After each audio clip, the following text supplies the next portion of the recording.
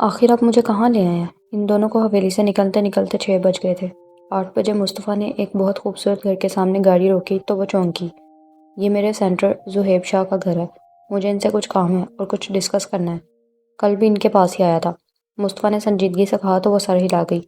مصطفیٰ نے کال کر کے ان کو اپنی آمد کی اطلاع دی تو وہ باہر ان کو لینے آئے۔ مصطفیٰ اور وہ دونوں بڑے پرتپاک انداز میں ملے تھے۔ درمیانی عمر کے چاق و چوبند انسان تھے۔ یہ میری مسز ہیں، مصطفیٰ نے بتایا تو شہوار نے سلام کیا۔ آ جائے اندر۔ وہ ان کے ہمراہ گھر میں آ گئے تھے۔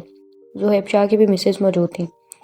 زہیب صاحب نے اپنی مسز کا تعارف کروایا۔ سوبر سی درمیانی عمر کی خاتون بہت خوش ہو کر ملی تھی۔ بڑے پرتپاک انداز سے شہوار کو گلے لگایا۔ آپ لوگ ادھر بیٹھ جائیں، ہم اندر چلتے ہیں۔ وہ اپنے شوہر کو کہہ کر شہوار کو اپنے روم میں لے آئی تھی۔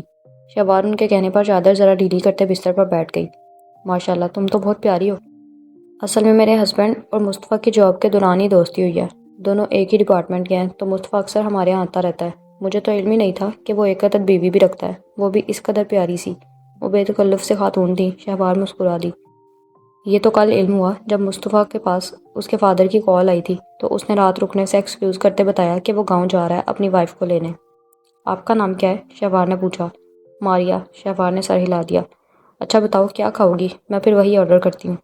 ہم حویلی سے ناشتہ کر کے نکلے تھے، پلیز کوئی تکلف نہ کریں، اس نے منع کیا۔ ارے ایسے کیسے ہو سکتا ہے، میں ابھی ملازم کو چائے لانے کا کہتی ہوں۔ وہ فوراً باہر نکل گئی تھی۔ شہوار نے کمرے کا جائزہ لیا۔ سادگی اور نفاست سے سجا کمرہ بہت پیارا تھا، فرنیچر بھی قیمتی تھا۔ پتہ نہیں اب ادھر کتنا وقت لگے گا۔ وہ بالکل انجان جگہ آئی تھی سو کچھ جھجک رہی تھی۔ ماریا آرڈر دے کر واپس آ گئی تھی۔ واپس آ کر وہ شہوار سے باتوں میں لگ گئی۔ اچھا تم نے بتایا نہیں کتنے بچے ہیں تمہارے؟ یوں ہی بات کرتے کرتے رک کر انہوں نے پوچھا تو شہوار نے چونک کر دیکھا۔ اس کے رخسار ایک دم سرخ ہوئے تھے۔ ہمارا بھی نکاح ہوا ہے، باقاعدہ رخصتی نہیں ہوئی، اس نے جھجکتے ہوئے بتایا تو وہ حیران ہوئی اور ایک دم ہنس دی۔ اوہ آئی سی، مصطفیٰ نے جس طرح وائف کہا تھا تو مجھے لگا کہ تم لوگوں کی شادی ہو چکی، تم اپنے میکے اپنی امی سے ملنے گئی ہوئی ہو اور وہ تمہیں لینے جا رہا ہے۔ ویسے تم کہیں سے بھی بچوں والی نہیں لگی تھی، پھر بھی میں نے سوچا کہ پوچھ ہی لوں۔ میں ان کے یہاں شہر میں ہی رہتی ہوں، اسٹڈی کی وجہ سے۔ امی سے ملنے حویلی گئی ہوئی تھی تو وہ لینے آئے تھے، شہوار نے وضاحت کی۔ اسی دوران چائے بھی آ گئی۔ اندر صاحب لوگوں کو بھی چائے دے دیا نا؟ انہوں نے ملازمہ سے پوچھا تو اس نے سر ہلا دیا۔ تم مصطفیٰ کی رشتہ دار ہو؟ ان کے سوال پر اس نے لب بھینچ کر سر ہلا دیا۔ یہ مصطفیٰ کب فارغ ہوں گے؟ اس سے پہلے کہ ماریا رشتے کی نوعیت کی وضاحت مانگتی اس نے پوچھا۔ پتہ نہیں، آج کل یہ دونوں مل کر کوئی کیس حل کر رہے ہیں، اکثر بیٹھے بیٹھے کچھ نہ کچھ کرتے رہتے ہیں۔ مجھے کچھ سمجھ نہیں آتی، کسی پولیس والے کی بیوی ہونا بھی بڑے دل گردے کا کام ہے۔ یہ ذرا بھی ٹائم نہیں دیتے، ہر وقت آفس آفس اور آفس۔ ماریا نے شہوار کو چائے کا کپ دیتے شکوہ بھرے انداز میں کہا تو وہ مسکرا دی۔ آپ کے کتنے بچے ہیں؟ تھوڑی دیر بعد اس کا دھیان بٹا تو اس نے پوچھا۔ 3 بچے ہیں، بڑے 2 بیٹے اور 1 بیٹی۔ بیٹی اسکول گرل ہے اور بیٹے دونوں کالج بوائز۔ انہوں نے بتایا تو اس نے سر ہلا دیا۔ دونوں نے چائے بھی پی لی اور ڈھیر ساری باتیں بھی کر لیں۔ شہوار نے وقت دیکھا تو اندازہ ہوا کہ انہیں یہاں آئے 1.5 گھنٹہ ہو چکا ہے۔ مصطفیٰ اسے کسی اجنبی کے گھر اتنی دیر تک کیسے رکھ سکتے تھے؟ وہ پریشان ہوئی تھی۔ کافی دیر ہو گئی ہے، آپ مصطفیٰ سے کہہ دیں کہ چلنا نہیں ہے، اس نے ماریا سے کہا۔ آپ آئیں، مصطفیٰ کے پاس ہی چلتے ہیں، ماریا نے کہا تو وہ اپنی چادر درست کرتی ان کے ساتھ ڈرائنگ روم میں آ گئی۔ مصطفیٰ اور زہیب سر جوڑے کسی فائل پر بات کر رہے تھے، ان کو دیکھ کر رکے۔ کافی دیر ہو گئی ہے، واپس نہیں جانا؟ مصطفیٰ کو دیکھنے پر شہوار نے سنجیدگی سے کہا تو مصطفیٰ نے زہیب صاحب کو دیکھا۔ اوکے ایسا کرتے ہیں، میں 2 بجے تمہارے آفس آ جاؤں گا، باقی ڈسکشن وہاں کر لیں گے۔ زہیب صاحب نے فائل بند کر دی تھی۔ مصطفیٰ کھڑا ہو گیا تھا۔ شہوار ماریا سے ملی اور وہ دونوں جب ان کے گھر سے نکلے تو 9:45 ہو رہے تھے۔ کیا ضرورت تھی اتنی دیر کسی اجنبی کے گھر لا کر بٹھا دینے کی؟ مصطفیٰ نے جیسے ہی گاڑی سٹارٹ کی شہوار نے ناگواری سے کہا۔ میں ان لوگوں کو پچھلے 2 سال سے جانتا ہوں، میرے لیے یہ قطعی اجنبی نہیں تھے۔ مصطفیٰ نے بھی کہا۔ مگر میرے لیے تو اجنبی تھے نا؟ توبہ، اتنا بولتی ہیں ان کی مسز۔ اس کی بچوں والی بات یاد آئی تو کچھ خفگی سے کہا۔ ہاں آپ کے مقابلے میں تو وہ کچھ زیادہ ہی بولتی ہیں، مگر کسی کو بور نہیں ہونے دیتی، مصطفیٰ نے کہا تو وہ خاموش رہی۔ اس بار پھر بوا جی سے ناراض ہو کر آئی ہیں؟ کچھ توقف کے بعد مصطفیٰ نے پوچھا۔ واپسی کے وقت وہ کمرے سے نکل کر سیدھا گاڑی میں جا بیٹھی تھی، تبندہ بوا سے نہیں ملی تھی۔ مصطفیٰ نے اس کا یہ سرد انداز بطور خاص نوٹ کیا تھا۔ شہوار خاموش رہی۔ اس بار کس بات پر ناراض ہوئی ہیں؟ مصطفیٰ نے مزید پوچھا۔ جہاں تک میرے علم میں تھا پچھلے دنوں بوا جی سے دوبارہ بات چیت بحال ہو چکی تھی اور باقی حالات بھی سازگار تھے، مصطفیٰ نے مزید کہا تو شہوار توجہ دیے بغیر کھڑکی سے باہر دیکھتی رہی۔ مصطفیٰ نے بغور دیکھا۔ ایسا کب تک چلے گا شہوار؟ مصطفیٰ نے پوچھا تو وہ لب بھینچ گئی۔ اس نے سائیڈ مرر سے اسے دیکھا، وہ لب بھینچے خود پر ضبط کر رہی تھی۔ مصطفیٰ نے ایک طرف سائیڈ پہ گاڑی روکی تو شہوار نے حیران ہو کر اسے دیکھا۔ اس کی آنکھوں میں نمی سی تھی۔ مصطفیٰ بغور دیکھ رہا تھا۔ یہاں گاڑی کیوں روکی؟ نمی کو اندر اتارتے اس نے سنجیدگی سے پوچھا۔ مصطفیٰ نے سیٹ کی پشت سے کمر ٹکاتے اس کا ہاتھ تھام لیا۔ شہوار گھبرا کر رہ گئی تھی، اس کے چہرے پر کئی رنگ آ ٹھہرے تھے۔ کبھی کبھی عقل کو کھلا چھوڑ کر دل کی بات مان لینے میں کوئی حرج نہیں ہوتا شہوار۔ وہ جو شروع میں نرم خو صلح جوسی شہوار تھی جس کو دیکھ کر میں متاثر ہوا تھا، وہ کہیں کھو سی گئی ہے۔ تمہارا یہ روپ، یہ انداز، کچھ بھی قبول نہیں کر پا رہا ہوں میں۔ کیوں کر رہی ہو خود پر یہ ظلم؟ مصطفیٰ نے بہت دھیمے لہجے میں اس کے ہاتھ کو سہلاتے نرمی سے کہا تو شہوار جو خود پر ضبط کرنے کی کوشش کر رہی تھی ایک دم رو دی۔ میں سطحی سا مرد نہیں ہوں۔ اگر مجھے کسی عام عورت کی تلاش ہوتی تو باہر سے ہی کوئی ساتھ لے آتا کہ بابا اور ماں جی کی طرف سے میرے اوپر کوئی پابندی نہیں تھی، مگر وہ سب میری ڈیمانڈ نہیں تھی۔ مصطفیٰ نے اس کی طرف جھکتے اس کے آنسو صاف کیے تو وہ لب دانتوں تلے دبا گئی۔ وہ چہرہ موڑ کر خاموش رہی۔ اس نے آہستگی سے مصطفیٰ کی گرفت سے اپنا ہاتھ بھی نکال لیا۔ کچھ توقف کے بعد وہ خود کو سنبھال چکی تھی۔ بہت دیر ہو گئی ہے، اب چلنا چاہیے۔ مصطفیٰ اسی طرح بیٹھا رہا۔ شہوار نے چہرہ موڑ کر دیکھا۔ وہ مکمل طور پر متوجہ تھا۔ وہ نظریں جھکا گئی۔ بوا جی ماں ہیں، ان سے خفا ہو کر ان کو مزید اذیت سے دوچار کر کے بھلا تمہیں کیا حاصل ہوگا؟ مصطفیٰ نے شہوار دونوں ہاتھوں کو آپس میں مسلنے لگی، لب دانتوں تلے دبا رکھے تھے، گویا اس نے اس بارے میں اب مصطفیٰ کے سامنے کچھ بھی نہ بولنے کا ارادہ کر رکھا تھا۔ گھر چلیں، یہ ساری ڈسکشن اب گھر جا کر لیجیے گا، اسی طرح رخ موڑے اس نے کہا تھا۔ اب کہ مصطفیٰ نے کافی غصے سے دیکھتے بڑے ریش انداز میں گاڑی ڈرائیو کی تھی، شہوار اسی طرح لب بھینچے چہرہ موڑے بیٹھی رہی تھی۔ وہ آفس میں کمپیوٹر پر کام کر رہی تھی جب فون بجنے لگا۔ اس نے مصروف سے انداز میں ریسیور اٹھایا تھا۔ ہیلو، تو پھر کیا سوچا تم نے میری آفر کے بارے میں؟ وہ ایک دم چونکی۔ دوسری طرف عادلہ تھی۔ اس نے موبائل بند کر رکھا تھا۔ وہ اس عورت سے اب کوئی رابطہ نہیں رکھنا چاہتی تھی، مگر اسے قطعی امید نہ تھی کہ وہ عورت آفس کے نمبر پر اسے کال کرے گی۔ آپ کون؟ اس نے اندر ہی اندر خوفزدہ ہوتے پوچھا تھا۔ اتنی جلدی بھول گئی؟ عادلہ بات کر رہی ہوں میں آپ کو آپ کی اس گھٹیا آفر کا جواب اچھی طرح دے چکی ہوں، اس نے خود کو سنبھالتے دو ٹوک انداز میں کہا۔ تو میں نے تمہیں سوچنے کا وقت دیا تھا مائی ڈیئر۔ میرا اب بھی انکار ہے۔ میں عباس صاحب سے کسی بھی قسم کی کوئی سگنیچر نہیں لوں گی۔ سوچ لو، تمہارے متعلق بہت سارے مواد میرے پاس موجود ہیں۔ اس نے دھمکانا چاہا تھا۔ رابعہ نے لب بھینچ لیے۔ وہ سب جھوٹ ہے، مگر سچ بننے میں دیر نہیں لگے گی۔ ٹیکنالوجی کا دور ہے، دنیا میں اتنا کچھ ہو رہا ہے، تم تو خود اسی فیلڈ سے ہو، بے خبر تو نہیں ہوگی نا؟ رابعہ نے غصے سے ریسیور کریڈل پر پٹک دیا۔ وہ بے انتہا پریشان ہو گئی تھی۔ اسے کچھ سمجھ نہیں آ رہا تھا کہ وہ کیا کرے۔ اتنا تو واضح ہو چکا تھا کہ سر عباس اور ان کی فیملی بالکل فیئر ہے، مگر اب عادلہ کی یہ دھمکیاں، ان کا کیا کرتی وہ؟ آئیو اوکے؟ وہ اسی طرح سر تھامے بیٹھی ہوئی تھی۔ جب قریب سے آواز آئی تو وہ چونک کر سیدھی ہوئی۔ سر عباس کھڑے تھے۔ وہ ایک دم سیٹ سے کھڑی ہو گئی۔ جی سر، اس نے فوراً سر ہلایا۔ لیکن آپ کا چہرہ تو بہت پیلا ہو رہا ہے، سر عباس نے کہا تو رابعہ نے ایک دم اپنے چہرے پہ ہاتھ پھیرا۔ میں ٹھیک ہوں سر، بس سر میں درد تھا، اس نے ٹالنا چاہا۔ اس دن بھی درد ہو رہا تھا، آپ اپنا ٹریٹمنٹ کروائیں، یہ ہر دوسرے دن کا درد صحت کے لیے نقصان دہ بھی ہو سکتا ہے، عباس نے سرسری انداز میں کہا تو اس نے فوراً سر ہلا دیا۔ آفس بوائے کا ہاتھ نئے پروجیکٹ والی فائل بھجوائیں، میں بابا کے آفس میں جا رہا ہوں۔ جی سر، اس نے فوراً سر ہلایا۔ عباس چلا گیا تو وہ ایک دم کرسی پہ ڈہ گئی تھی۔ اگر مصطفیٰ تمہیں لینے گیا تھا تو مجھے بھی بتا دیتا، میں بھی ساتھ چلتی۔ مصطفیٰ اور وہ ابھی گھر آئے تھے کہ دریا دیکھ کے حیران ہوئی تھی۔ مصطفیٰ تو ریڈی ہونے کمرے میں چلا گیا جبکہ شہوار لاؤنج میں ہی بیٹھ گئی۔ ماں جی گھر پہ نہیں تھی، اب دریا کہہ رہی تھی۔ لائبہ نے ناگواری سے اسے دیکھا۔ اس دن بابا صاحب نے ساتھ چلنے کو کہا تو تھا، تب تو تم نہیں گئی تھی۔ وہ تو بابا صاحب خود آ کر مل لیے تھے تو وہاں جا کر اتنے دن بور ہوتی، یہ تو مصطفیٰ کے ساتھ جانا تھا اور واپس آ جانا تھا۔ مصطفیٰ کے ساتھ جانے میں کم از کم بور تو نہ ہوتی نا؟ شہوار خاموشی سے دریا کو دیکھے گئی۔ بوریت کیسی؟ تبندہ بوا تھی وہاں اور پھر شہوار بھی تو ساتھ تھی، لائبہ بھابی نے مزید کہا۔ یہ لوگ ہمارے خاندان کا حصہ نہیں ہیں کہ میں ان کے ساتھ اپنا وقت برباد کرتی پھرتی، دریا نخوت سے کہہ کر وہاں سے چلی گئی۔ بھابی نے حیرانی سے اسے جاتے دیکھا۔ دیکھا اس کا رویہ؟ بھابی کو بھی بہت غصہ آیا تھا۔ تو غلط کیا کہہ رہی ہے؟ سچ ہی تو ہے۔ اس کے اندر کی تلخی ایک دم پھر سے ابھر آئی تھی۔ اب خدا کے لیے تم کوئی ایسی ویسی بات مت کہہ دینا، مجھے پہلے ہی دریا پہ بہت غصہ ہے۔ تم یہاں نہیں تھی ورنہ دیکھتی کیسے مصطفیٰ کرتی پھر رہی تھی۔ شہوار خاموش رہی تھی۔ 12 بج رہے ہیں، مصطفیٰ کھانا کھا کر ہی آفس جائے گا۔ کھانا ریڈی ہے، میں نکالتی ہوں، تم بھی منہ ہاتھ دھو کر آ جاؤ۔ وہ ہاتھ منہ دھو کر آئی تو بھابی کھانا ٹیبل پر لگا چکی تھی۔ تم مصطفیٰ کو بلا لاؤ اور دریا کو بھی کہہ دو، بھابی نے کہا تو وہ خاموشی سے مصطفیٰ کے کمرے کی طرف چلی آئی۔ توبہ مصطفیٰ، مجھے تم پہ ترس آتا ہے، نہ جانے تم کیسے شہوار جیسی لڑکی کو برداشت کر رہے ہو۔ اتنی کنزرویٹو لڑکی ہے، لائبہ ہر وقت اس کی فیور کرتی رہتی ہے، ورنہ کہاں تم اور کہاں وہ دقیانوسی لڑکی، مائی گاڈ۔ دریا نخوت بڑے انداز میں کہہ رہی تھی۔ دروازہ کھلا ہوا تھا، مصطفیٰ شوز پہن رہا تھا اور دریا پاس کھڑی تھی۔ شہوار دروازے میں ہی رک گئی۔ مصطفیٰ نے شوز پہنتے سر اٹھایا تو پہلی نگاہ شہوار پر پڑی۔ کھانا ریڈی ہے، بھابی ٹیبل پر بلا رہی ہیں، وہ آہستگی سے کہہ کر وہاں سے پلٹ آئی تھی۔ آنکھوں میں نمی سی آنے لگی تو اس نے سر جھٹکا۔ میں بھلا کیوں انسلٹ فیل کروں؟ سچ ہی تو کہہ رہی ہے وہ۔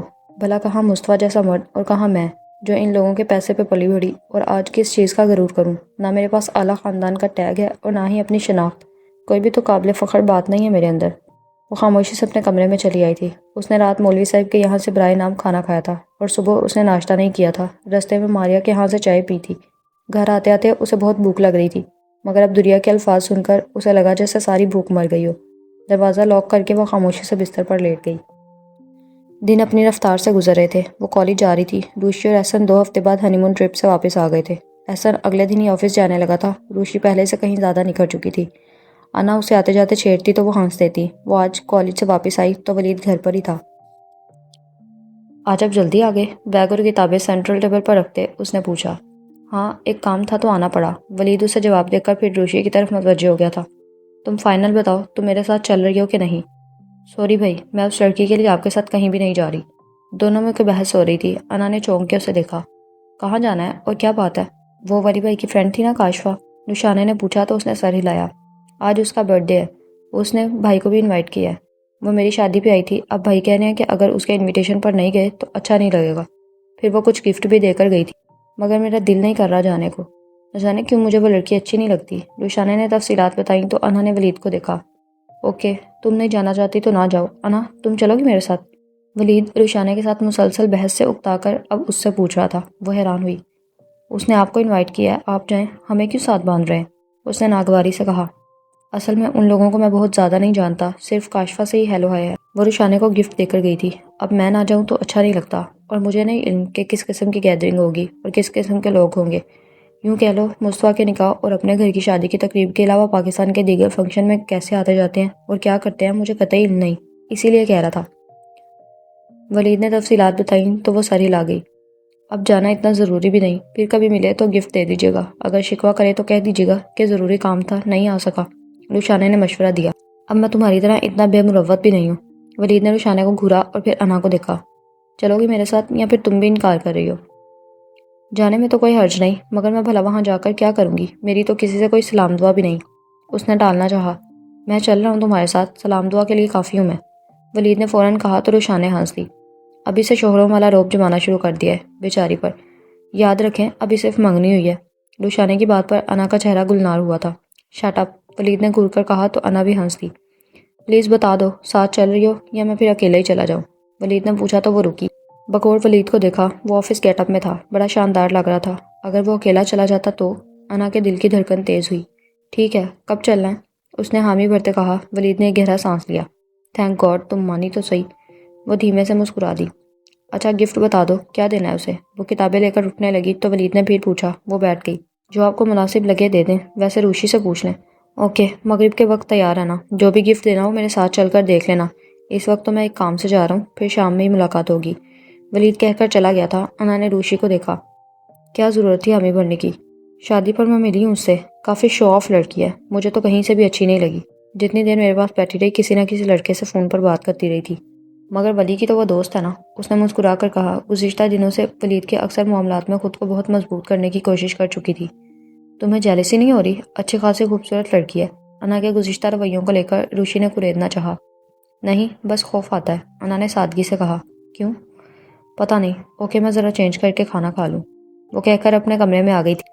ولید کے کاشفہ جیسی لڑکی کے ساتھ دن بدن بڑھتے تعلقات، وہ کوئی نیگیٹو بات نہیں سوچنا چاہتی تھی، مگر اس کے باوجود وہ لڑکی اس کے دماغ سے نہیں نکل پا رہی تھی۔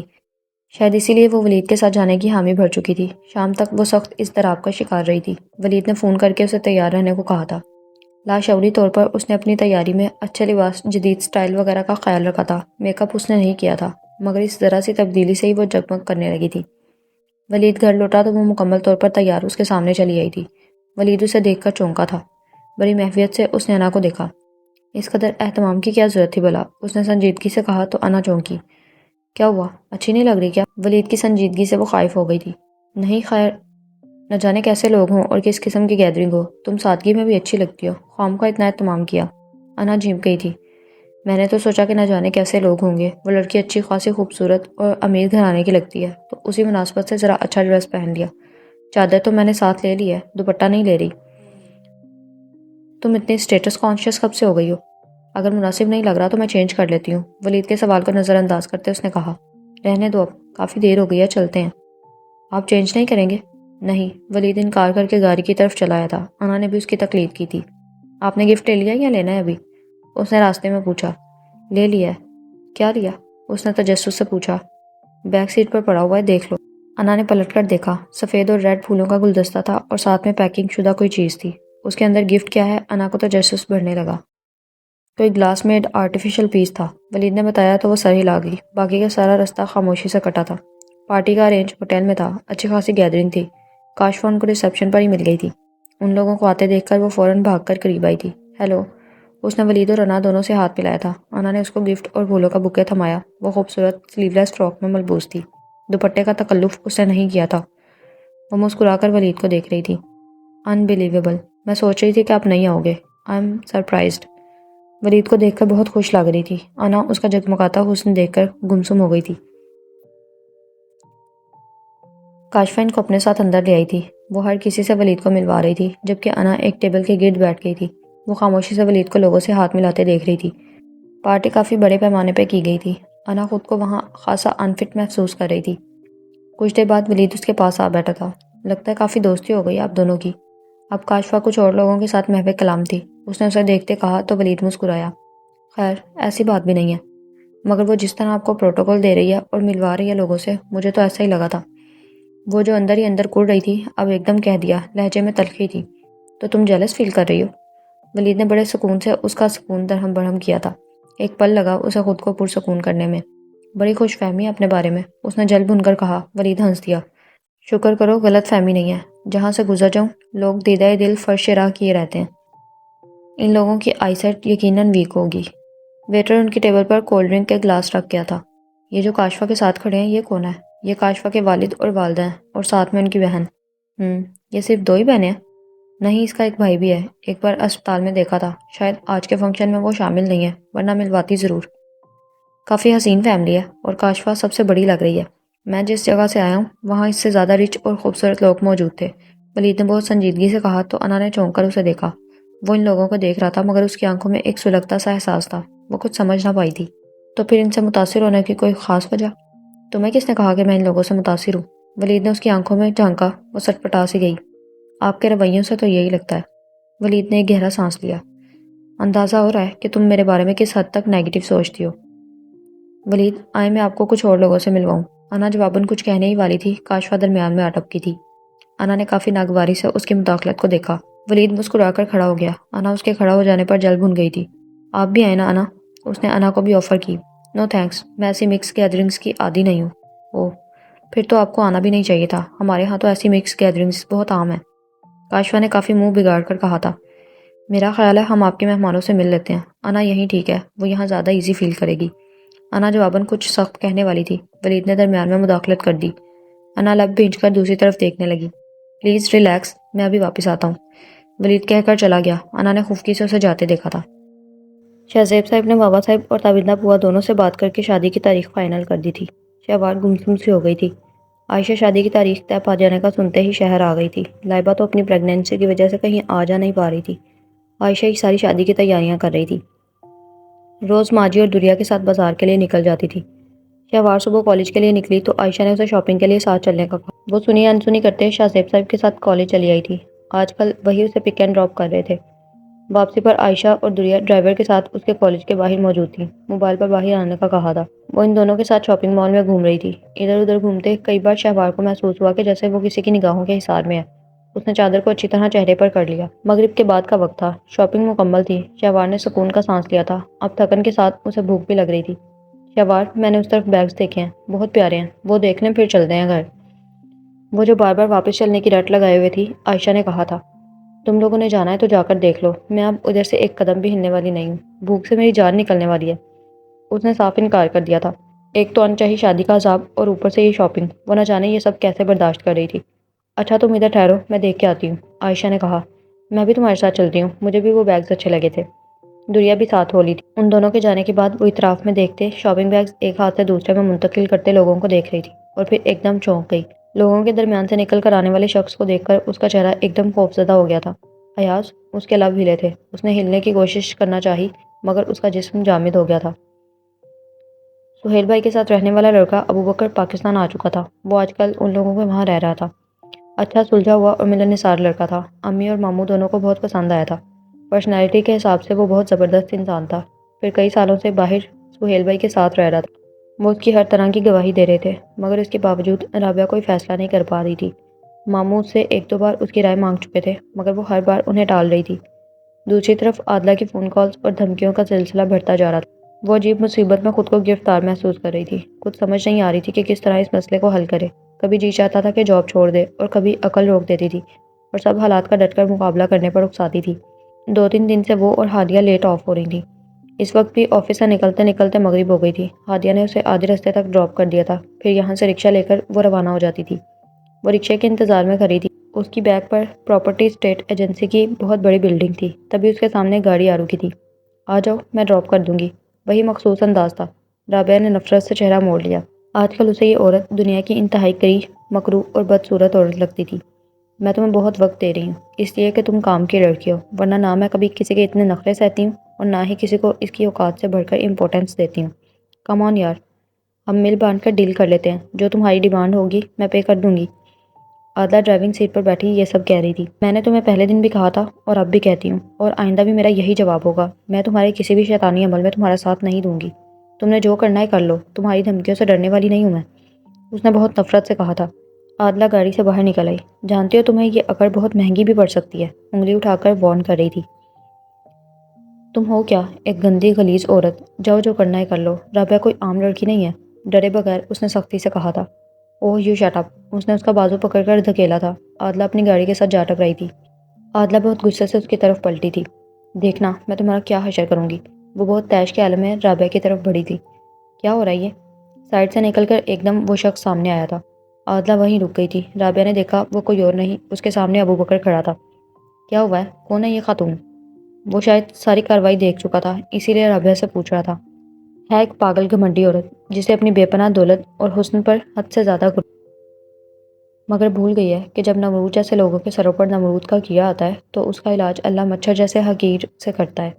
عادلہ بیگم، اس بھول میں مت رہنا کہ میں تم سے ڈر گئی ہوں، کبھی کبھی پاؤں کی جوتی بھی سر پہ لگ جاتی ہے، رابعہ بہت غصے اور تنفر سے کہہ کر وہاں سے پلٹی تھی۔ اوکے، ایسا ہے تو ایسا ہی صحیح، تم بھی اب اس حرکت کے نتیجے کے لیے تیار رہنا۔ عادلہ بھی پھنکاری تھی اور پھر گاڑی میں بیٹھ کر یہ جا وہ جا ہوئی تھی۔ کون تھی یہ محترمہ؟ ابو بکر نے پوچھا تو اس نے گہرا سانس خارج کرتے ہوئے اسے دیکھا۔ کیا کریں گے جان کر، بس سمجھ لیں ایک پاگل عورت تھی۔ ابو بکر نے اسے بغور دیکھا اور پھر ایک رکشے کو ہاتھ دے دیا۔ آپ بیٹھیں، مجھے یہاں اسٹیٹ ایجنسی میں کام تھا۔ باہر نکلا تو آپ دونوں کو الجھتے دیکھا تو چونک گیا۔ اب واپسی پر مجھے بھی گھر ہی جانا ہے۔ رابعہ سر ہلا کر رکشے کے اندر بیٹھ گئی، جبکہ ابو بکر رکشہ ڈرائیور کے ساتھ ٹک گیا تھا۔ تم کیا سمجھتی تھی کہ میں عمر مصطفیٰ کے لاک اپ سے باہر نہیں نکلوں گی؟ میں تو اس دن سے تمہارے پیچھے لگا ہوا تھا اور آج مجھے تم سے براہ راست بات کرنے کا آخر موقع مل ہی گیا۔ ایاز اس کے سامنے آ کھڑا ہوا تھا، آنکھوں میں وحشیانہ سی چمک تھی۔ شہوار ساکت سی ہو گئی۔ آج دیکھنا بھرے بازار میں کیسے تماشا لگاتا ہوں۔ مصطفیٰ اور اس کا وہ خبیث ریٹائرڈ باغ ہاتھ ملتے نہ رہ گئے تو کہنا۔ وہ خباثت سے مسکراتے ہوئے اس کے قریب ہوا تھا۔ شہوار نے سختی سے چادر تھام لی۔ انکل تمہیں چھوڑیں گے نہیں، اور نہ ہی مصطفیٰ، اگر تم نے میرے ساتھ کوئی بدتمیزی کی تو۔ خود کو سنبھالتے اس نے کہا۔ ارد گرد لوگ شاپنگ میں مصروف تھے۔ اس کا جی چاہا کہ چینک چینک کر لوگوں کو مدد کے لیے پکارے، مگر وہ ایسا نہیں کر سکتی تھی۔ ہاں ہاں ہاں، ایاز نے کہکا لگایا۔ جب تک تمہارا وہ نام نہاد شوہر اور اس کا باپ ایکشن میں آئیں گے تم اپنے انجام کو پہنچ چکی ہوگی۔ خبردار اب کوئی حرکت کی تو آرام سے سیدھ میں چلو۔ ایک دم پینترا بدلتے اس نے جیب سے پسٹل نکال کر شہوار کے بازو پہ رکھ دیا تھا۔ پسٹل دیکھ کر شہوار بالکل نڈھال سی ہو گئی تھی۔ تم نے جو کرنا ہے کر لو، میں کہیں نہیں جاؤں گی۔ میں اکیلی نہیں ہوں، میں چینک کر لوگوں کو اکٹھا کر لوں گی۔ بڑی خوش فہمی ہے تمہیں، تمہارے وہ دونوں باڈی گارڈز اس وقت یہاں موجود نہیں ہیں اور یہ پسٹل دیکھ کر لوگوں کی ہمت نہیں ہوگی تمہاری مدد کر سکیں، اسی لیے اب خاموشی سے چلتی رہو۔ اس نے پسٹل اس کے بازو میں گھسا کر کہا۔ شہوار نے دیکھا ٹریگر پر اس کی انگلی نہیں تھی۔ اس نے دونوں ہاتھوں سے پسٹل تھام رکھا تھا۔ ارد گرد لوگ حیران ہو کر دونوں کو دیکھ رہے تھے۔ پسٹل دیکھ کر کسی کے اندر ہمت نہیں ہو رہی تھی کہ آگے بڑھ سکے۔ شہوار نے ہاتھ میں تھاما شاپنگ بیگ کھینچ کر اس کے ہاتھ پہ دے مارا۔ وہ لڑکھڑایا تھا۔ پسٹل اس کے بازو سے ہٹ گیا تھا۔ اس نے دوبارہ شاپنگ بیگ اس کے منہ پر دے مارا تھا۔ اس سے پہلے کہ وہ سنبھلتا وہ شاپنگ بیگ پکڑ کر بھاگی تھی۔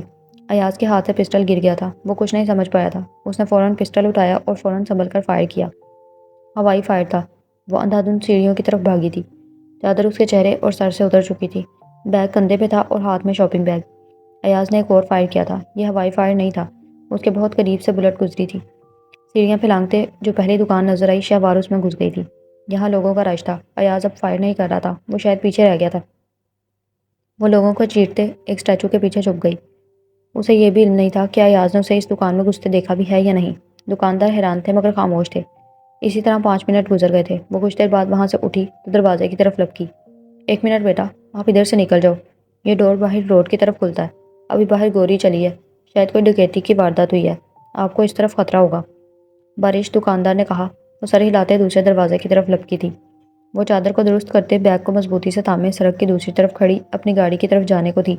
جیسے ہی سڑک کی طرف بڑھی تھی، مخالف سمت سے آتے رکشے سے بری طرح ٹکرا کر بیچ سڑک پر گری تھی۔ وہ جو پہلے ہی نڈال اور خوف سے بے حال تھی، اس ٹکر نے اس کے تمام اعصاب کو پوری طرح مفلوج کر دیا تھا۔ آپ ٹھیک تو ہیں؟ مکمل طور پر بے ہوش ہونے سے پہلے اس نے رکشے سے ایک عورت اور مرد کو تیزی سے نکل کر اپنی طرف آتے دیکھا تھا۔ وہ آفس میں مصروف تھا جب اس کا موبائل بجنے لگا تھا۔ اس نے اسکرین دیکھی، عائشہ کا نمبر تھا۔ السلام علیکم۔ وعلیکم السلام مصطفیٰ بھائی، میں عائشہ بول رہی ہوں۔ میں دریا اور شہوار کو لے کر آج شاپنگ کے لیے آئی تھی نا، عائشہ تیزی سے بتا رہی تھی۔ ہاں پھر؟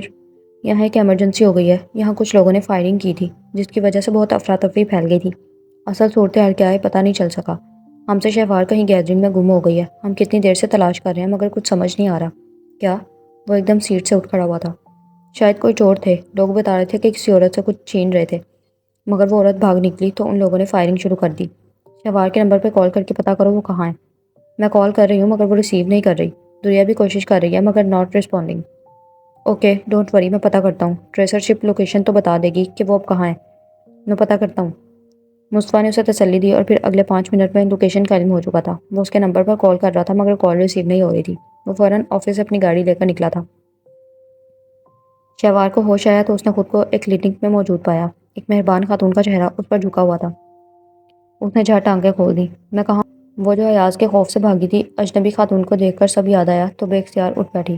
اس کی آنکھوں میں ایک بار پھر خوف سمٹ آیا تھا۔ یہ کلینک ہے، تم ہمارے رکشے سے ٹکرا گئی تھی، چوٹ کوئی نہیں آئی، بس تم بے ہوش ہو گئی تھی اور کچھ معمولی سی خراشیں ہیں بس۔ اب کیسا محسوس کر رہی ہو؟ اس عورت نے پوچھا تو اس نے سر ہلایا۔ عورت کی بات سن کر وہ قدرے پرسکون ہوئی تھی کہ وہ غلط ہاتھوں میں نہیں ہے۔ میرا بیگ کہاں ہے؟ اس نے پوچھا، مگر کمرے میں ایک ڈاکٹر اور نرس بھی تھی۔ یہ رکھا ہے۔ خاتون نے ایک طرف رکھا بیگ اٹھا کر اسے تھما دیا۔ اس نے جلدی سے کھول کر موبائل نکالا تھا۔ کالج میں عائشہ کی کال سننے کے بعد اس نے موبائل سائلنٹ پر لگا دیا تھا اور اس وقت عائشہ، دھریا بھابی، گھر، مصطفیٰ اور سب کے نمبر سے بے شمار مس کالز تھیں۔ وہ محسوس کر سکتی تھی کہ اس کو وہاں شاپنگ مال میں موجود نہ پا کر عائشہ پر کیا گزرے ہوگی اور پھر عائشہ نے سب کو اطلاع کر دی ہوگی۔ ابھی وہ مس کال دیکھ رہی تھی کہ مصطفیٰ کی کال آنے لگی۔ اس نے فوراً ریسیو کی تھی۔ ہیلو؟ کال پک کیوں نہیں کر رہی تھی؟ اس کی آواز پہچان کر مصطفیٰ نے تیزی سے پوچھا۔ موبائل سائلنٹ پر تھا اور میں، وہ بتاتے بتاتے ایک دم رک گئی تھی۔ اس کے ذہن میں ایک دم مصطفیٰ کا وہ جنون تازہ ہو گیا جب ایاز نے ہوٹل میں اس کو مارا تھا، اور اب تمہارے گھر سے کال ہے؟ خاتون پوچھ رہی تھی۔ اس نے سر ہلا دیا۔ شہوار بول کیوں نہیں رہی؟ کدھر ہے آپ؟ مصطفیٰ پوچھ رہا تھا۔ آپ پلیز بتا دیں کہ یہ کون سی جگہ ہے؟ اس نے موبائل خاتون کو تھما دیا۔ وہ خاتون مصطفیٰ سے بات کرنے لگ گئی تھی جبکہ ڈاکٹر کمرے سے باہر نکل گیا تھا۔ ابھی کال بند ہی ہوئی تھی کہ مصطفیٰ کلینک میں داخل ہوا۔ وہ بستر پر بیٹھی تھی۔ کیا ہوا؟ مصطفیٰ فوراً بے اختیار اس کی طرف لپکا۔ شہوار جو پچھلے تھوڑے سے وقت میں اتنا کچھ دیکھ اور محسوس کر چکی تھی، نہ جانے اللہ نے کس کی نیکی کے عوض اسے اس شیطان کے ہاتھوں سے بچا لیا تھا۔ مصطفیٰ کو دیکھتے ہوئے وہ بے اختیاری سے بستر سے اتر کر اس کی طرف بڑھی تھی اور اگلا لمحہ مصطفیٰ کو بھی اپنی جگہ ساکت کر دینے والا تھا۔ شہوار اس کے مضبوط ہاتھ تھام کر بے اختیار رو پڑی تھی۔ مصطفیٰ پہلے تو حیرت سے گنگ رہ گیا تھا اور پھر ایک دم اس کے گرد اپنے بازو کا حصار مضبوط کر دیا تھا۔ I am sorry. آنسو رکے تو اپنی جذباتیت کا احساس ہوا تو وہ ندامت سے ہاتھ چھڑاتے بستر کے کنارے پر بیٹھ گئی تھی۔ دوپٹہ آہستگی سے سر پر ڈالتے وہ چہرہ جھکا گئی تھی۔ مصطفیٰ نے اسے بغور دیکھا۔ سرخ چہرہ لیے ہونٹ کچلتی وہ سر جھکا گئی۔ مصطفیٰ نے اطراف میں دیکھا۔ یہ 3-4 کمروں والا اسٹیبلش سا کلینک تھا۔ کمرے میں ایک درمیانی عمر کی خاتون کے علاوہ ایک نرس بھی تھی۔ آپ تو عائشہ لوگوں کے ساتھ شاپنگ پہ نکلی تھی، یہاں کیسے پہنچی؟